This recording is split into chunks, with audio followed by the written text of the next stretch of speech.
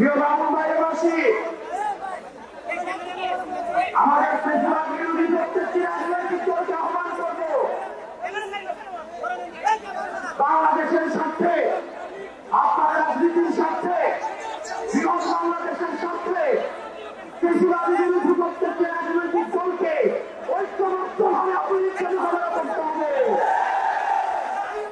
একই সাথে সাথে একই গণতান্ত্রিক উত্তরণের জন্য আমরা যে সংসদ প্রস্তাবগুলো দিয়েছি, এই সংসদ প্রস্তাবের আশু বাস্তবায়নের মধ্য দিয়ে একটি গ্রহণযোগ্য নির্বাচনের দিকে যেতে হবে। সেটির পূর্বে বিশ্বমান বিচার এবং সংস্কার নিশ্চিত করতে হবে। আমাদের অপার হাউসে অবশ্যই ফেয়ার নিশ্চিত করতে হবে।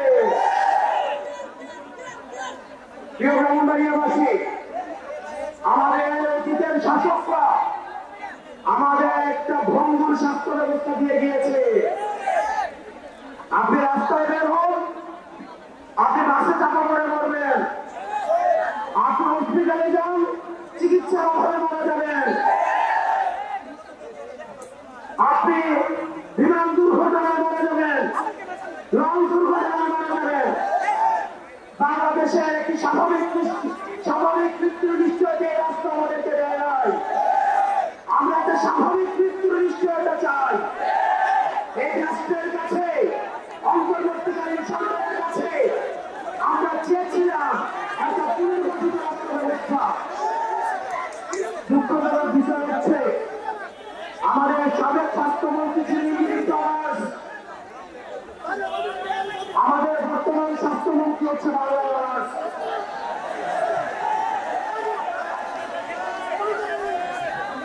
অন্তর্বর্তীকালীন স্বাস্থ্য ব্যবস্থা কোন ট্রায়ালের কথা ছিল না।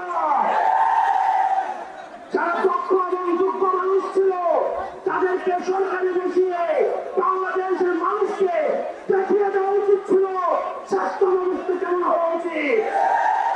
অত্যন্ত পরিতাপের বিষয়, আমরা দেখেছি একটা ভঙ্গুর স্বাস্থ্য ব্যবস্থা, একটা অযোগ্য স্বাস্থ্য উপদেষ্টাকে দিয়ে এই স্বাস্থ্য ব্যবস্থা পরিচালনা করতে হবে। বাংলাদেশে কোন ডাক্তার ছিল না, অযোগ্যতা, অব্যবস্থাপনা, একটা ক্লাসিক এক্সাম্পল সেট করে দিয়েও দেওয়া হয়েছে এই স্বাস্থ্য উপদেষ্টার মধ্য দিয়ে। আমরা একটা ভালো শিক্ষাঘাত চেয়েছিলাম, একটা ভালো নির্বাচন ব্যবস্থা চেয়েছিলাম, আমরা একটা রাষ্ট্র ব্যবস্থা চেয়েছিলাম। ব্রাহ্মণবাড়িয়াবাসী, আমরা কথা দিচ্ছি, আমরা যদি ঐক্যবদ্ধ থাকি তাহলে আমরা ইতিহাস করব। আমরা যে জালিমের শাসন রয়েছে সেদিন উঠে গিয়ে আমরা ইনসাফের শাসন ব্যবস্থা নিশ্চিত করব। সবার জন্য আমরা সমান অধিকার, ইনসাফ, স্বচ্ছতা চাই ধরনের বাংলাদেশ আমরা গঠন করব। আপনারা সবাই ভালো থাকবেন, সুস্থ থাকবেন। আমার বাড়ি কুমিল্লা, এই ব্রাহ্মণবাড়িয়াতে আমাদের এই দ্রুতপূর্ণ সম্পর্ক রয়েছে। আমাদের পারিবারিক ব্যবসা, আমাদের পারিবারিক বিভিন্ন ধরনের আত্মীয়, আমাদের নিজস্ব ব্যবসা এই ব্রাহ্মণবাড়িয়াতে রয়েছে।